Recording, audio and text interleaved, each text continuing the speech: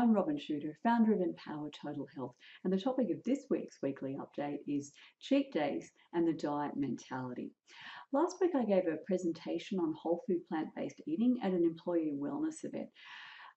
So I ran through a presentation about all the health benefits of a way of eating that's based on minimally processed plant foods. And then a man in the audience raised his hand and asked, does this diet allow for cheat days? I thought for a moment, and I explained that he was free to eat whatever he wants to eat. It's a free country, and this is a way of eating. It's not a diet. But I said he'll probably find that the more healthfully he eats, the less appealing his current treat foods will taste to him and the worse he'll feel after eating them. Now, not only has this phenomenon been my personal experience, it's also been reported to me by client after client. After a couple of weeks of eating only fruits, vegetables, whole grains, legumes, nuts, and seeds, all in a whole or very minimally processed form, your palate is completely transformed. Chips taste greasy and offensively salty. Cupcakes are just nauseatingly sweet. Takeaway and restaurant food upsets your stomach. And on the other hand, you find yourself craving salad. Yes, really, craving salad.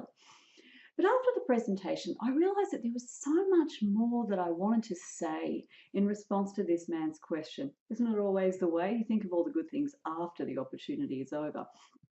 Because on reflection, it struck me that his question arose from an underlying belief system that is terribly common and probably does more to stop people from making health promoting lifestyle changes than any other single factor. So the belief system gives rise to a cost benefit analysis series of thoughts or beliefs that runs a bit like this. Food is a major source of pleasure for me. The foods that I currently find enjoyable are the only foods that I could ever enjoy. Conversely, I could never come to enjoy eating foods that I currently don't like eating. Therefore, giving up the foods that I like now and replacing them with other foods would diminish my pleasure. Nothing could compensate me for that loss of pleasure, and therefore changing my way of eating is not worth the effort because the costs outweigh the benefits. Of course, there are two factors that are completely missing from this cost benefit analysis, which in most cases is running at a completely unconscious level.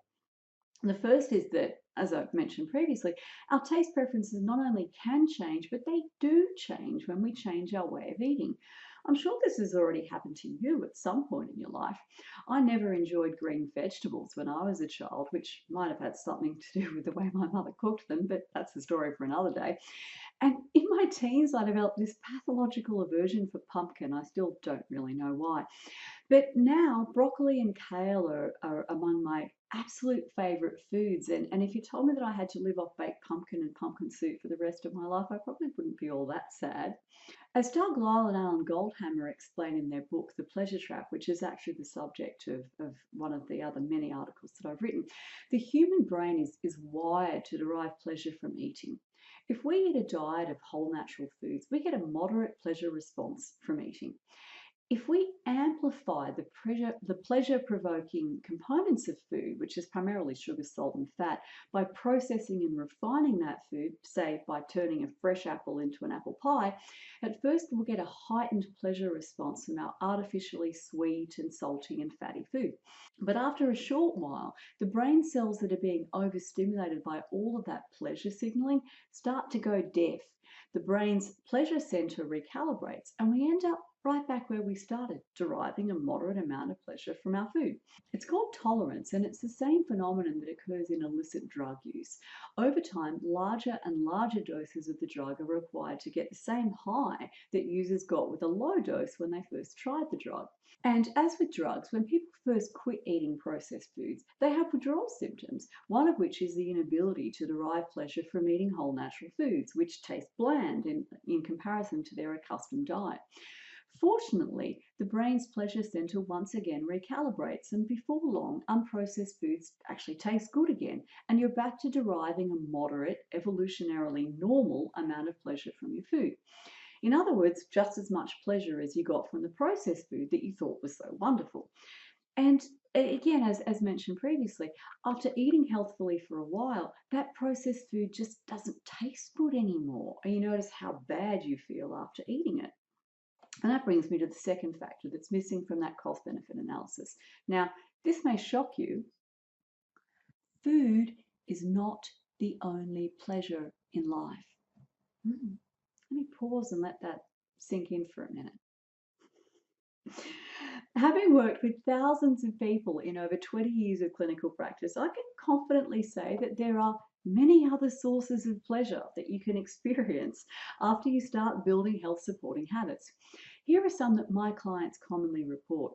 Feeling comfortable in your own body and in tune with its needs, noticing that you're getting stronger and fitter and that it's actually enjoyable to move your body around. Yes, pleasure from human movement, having the energy to play with children or grandchildren, enjoying travel more because you're not exhausted at the end of the day, being able to wear clothes that you actually like rather than clothes that cover up the bits that you don't like, having a brighter mood.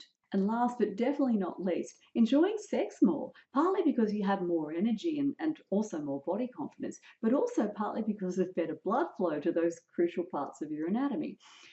I guess you can sum it all up with a saying, nothing tastes as good as being healthy feels. Although, having said that, healthy food does taste delicious. So, here's what I'd like to say to that man who asked me if this way of eating allows for cheat days. The person that you're cheating when you have a cheat day is you.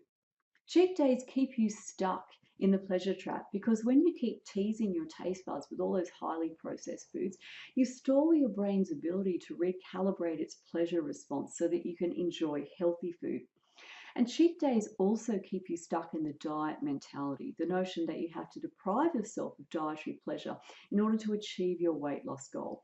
How about figuring out new ways to experience pleasure in your life, not just from adapting to healthy food, but also from all the positive consequences that flow from this adaptation? Well, I hope you found this topic interesting. I'd love to hear your comments. Please do post them below. And of course, as always, like and share this video, and I will see you for next week's weekly update.